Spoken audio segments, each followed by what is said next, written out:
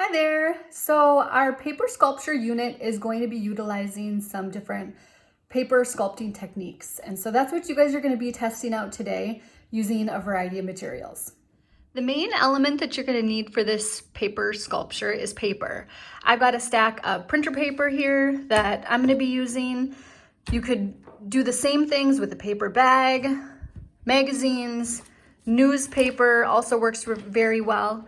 But these are the basic paper building techniques that you guys are going to be testing out. What I want to see you guys do is try out each of these techniques 2 different ways before going on to the next one.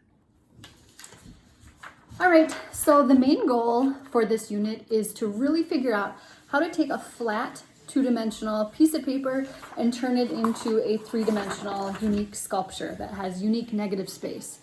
And most of these paper sculpting techniques are very basic. You guys probably did them in elementary school. For example, the folded paper technique, very simple. You take a flat piece of paper, zigzag it over, back and forth, and then you have a unique kind of thing that's created.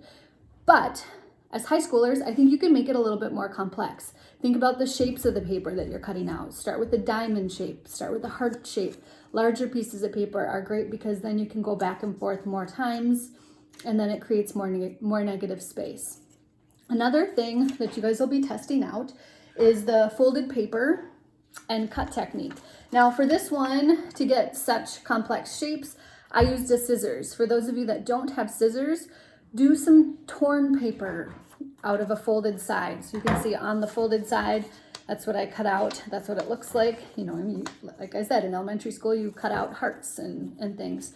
When you take this and turn it on its, on its side, you really do get unique negative space that's cut out of folded paper. And you can do those lots of different ways.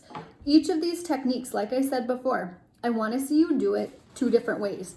You might not be successful on the first couple times. You might need to try it 3-4 ways and then photograph your top 2 things that you liked. The other one was to do a fringed cutout. What I did here was I rolled up a piece of paper. I took my scissors, cut it several times going around, and then you can kind of splay out these top things. You can see this one, it kind of spirals out where there's shorter pieces of paper in the middle and they get longer going out. This one I cut wider, so it looks different than this guy. This guy looks a little bit wider. So like I said, I want you guys to do some tests, figure out what's working well, and that'll just make your final sculptures all the more better. Another one that you guys are going to test out is the tab technique. So you're going to start off with a flat piece of paper, and then you fold the tabs back and forth different directions.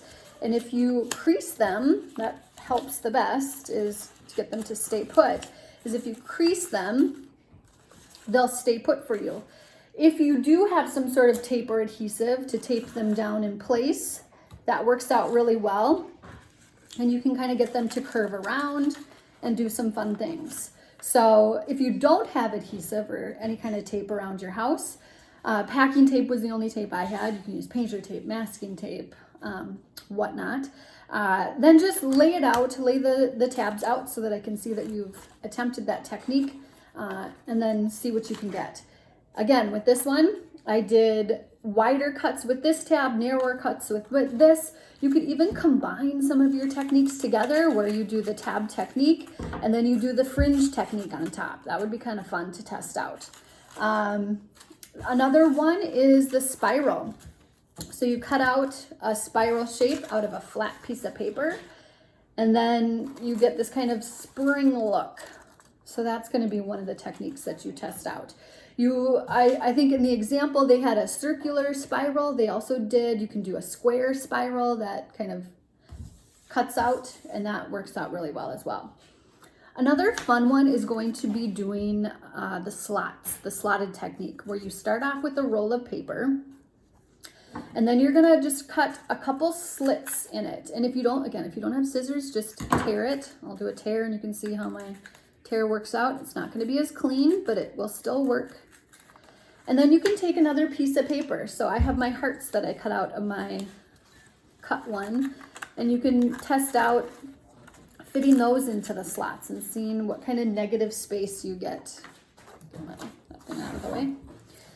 Now, like I said, some of these are going to be successful, some are not going to be as successful with how you test this out. So you might need a couple slots to make it seem balanced. There's going to be a lot of trial and error here. So this one, I've got probably need one more heart going over here, but I'm getting some unique negative space going on with that slotted technique. Another one, so I've got a piece of newspaper, and those of you without scissors, newspaper is great for tearing into strips. So just to demonstrate, you take a sheet of newspaper, tear it down, you get a perfectly cut strip of paper that you can tear down. For doing the curls, I would recommend grabbing a pen or a marker. I have a marker here. And you're just going to keep wrapping it and wrapping it and wrapping it around several times.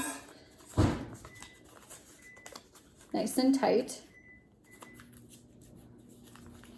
And what I did was I kind of pushed it down into itself so that it's really getting there. And then I've got a nice curl that's happening that you can kind of play around with. I think that's about it. So see what you can get. Good luck. Let me know if you guys have any questions. Your teachers are here to help you. Good luck.